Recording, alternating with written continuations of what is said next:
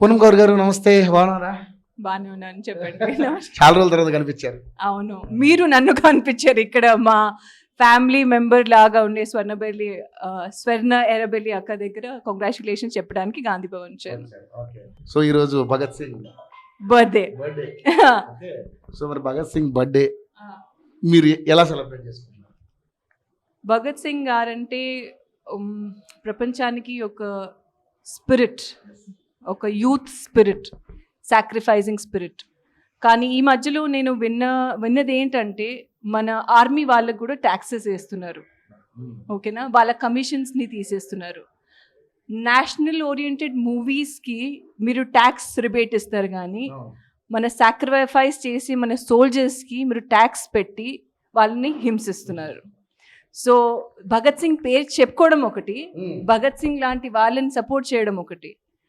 దాని గురించి చాలా యూత్ అందరూ గలంబెత్తాలని నా ఒక కోరిక ఈరోజు. చూసా, జస్కీరత్ సింగ్ రాంగి, ఒక రియల్ స్టోరీ, చాలా బాగుంది. అవును.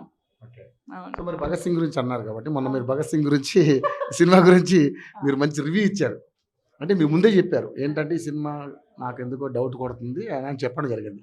మరి ఈరోజు ఆయన పుట్టినరోజు కాబట్టి ఆ సినిమా గురించి ఏం చెప్పాలి?